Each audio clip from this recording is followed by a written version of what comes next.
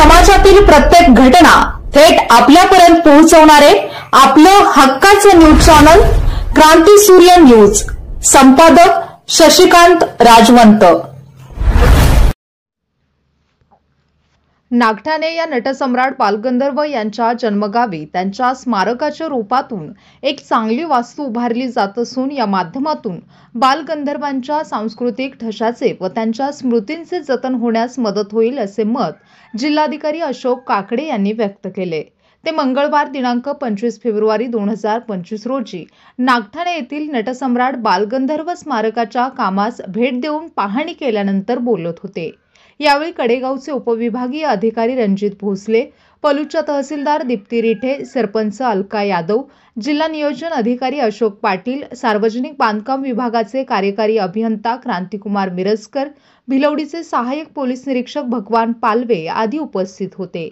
बालगंधर्व स्मारकाच्या कामाबद्दल समाधान व्यक्त करून जिल्हाधिकारी अशोक काकडे म्हणाले की काही व्यक्तींचे कार्य मैलाचा दगड ठरणारे असते। त्या काळी नटसम्राट बालगंधर्व यांनीही नाट्य क्षेत्रात नवी विचारधारा आणली, म्हणूनच नाट्य क्षेत्रात त्यांचे मोलाचे योगदान आहे। माझ्या सांगलीच्या जिल्हाधिकारी पदाच्या कार्यकालाचा प्रारंभीच स्मारकाच्या पहिल्या टप्प्याचे काम पूर्णत्वास येत असल्याचे आत्मिक समाधान आहे असेही ते म्हणाले। जिल्हाधिकारी पदाची सूत्रे हाती घेतल्यानंतर पहिली क्षेत्रभेट बालगंधर्व स्मारक नागठाणे येथे करण्याचा मनोदय होता। त्यानुसार पहिली भेट इथे होत असल्याचे सांगून जिल्हाधिकारी अशोक काकडे पुढे म्हणाले की स्मारकाच्या माध्यमातून नटसम्राट बालगंधर्व यांच्या जन्मगावी त्यांच्या कामाच्या स्मृती जपल्या जाणार आहेत। या गावाला भेट देऊन कार्यक्रमाद्वारे नटसम्राट बालगंधर्व यांना अभिवादन करावे अशा दर्जाचे काम या वास्तूचे व्हावे अशा सूचना जिल्हाधिकारी अशोक काकडे यांनी यावेळी दिल्या।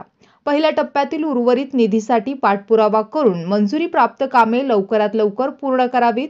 दुसऱ्या टप्प्यात आवश्यक उर्वरित कामाच्या मंजुरीसाठी माननीय पालकमंत्री व शासन स्तरावर पाठपुरावा करू अशी ग्वाहीही त्यांनी यावेळी दिली आहे।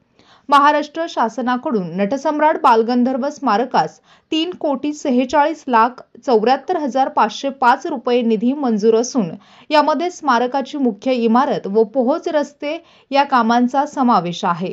स्मारकाच्या मुख्य इमारतीत तळमजला व पोटमाळ्यासह पहिला मजला असे एकूण 1873.89 चौरस किमी काम असून यामध्ये प्रदर्शन सभागृह, म्युझियम, ग्रंथालय, तिकीट रूम, 400 प्रेक्षक क्षमतेचे ऑडिटोरियम, स्टेज, ग्रीन रूम्स, प्रसाधनगृहे, प्रतीक्षागृह आदी कामांचा समावेश आहे।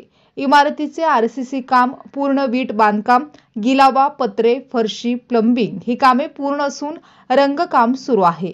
याबरोबरच फर्निचर, रेन वॉटर हार्वेस्टिंग, विद्युतीकरण, जोड रस्ता व गटर, कुंपण भिंती, अकॉस्टिक, फायर फायटिंग सिस्टीम आदी कामांसह 7,95,00,000 रुपये अंदाजपत्रकाचा आराखडा त्रुटी पूर्ततेसह प्रशासकीय मान्यतेसाठी फेर सादर करण्यात आला आहे।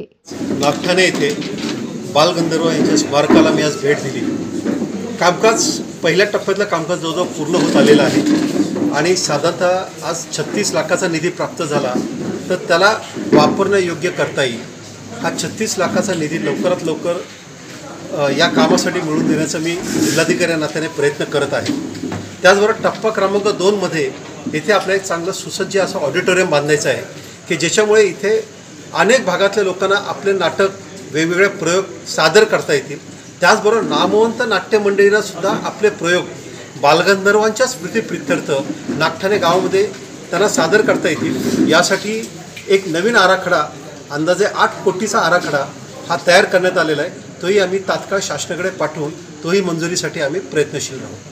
त्याचबरोबर नागेश्वर मंदिराचं तीर्थक्षेत्र विकास आराखड्यामध्ये जे कामकाज झालेलं आहे, आज ग्रामस्थांनी अशी मागणी केली की हे हेमाडपंथी बांधकाम व्हावं, हे निश्चित पद्धतीने होऊ नये आणि यासाठी मी त्या प्रस्तावाला गती देईन।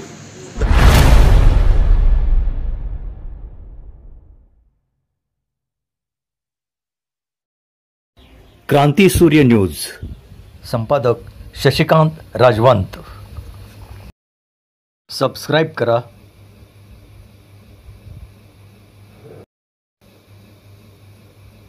बेल आयकॉनला क्लिक करा आणि लाईक करायला विसरू नका।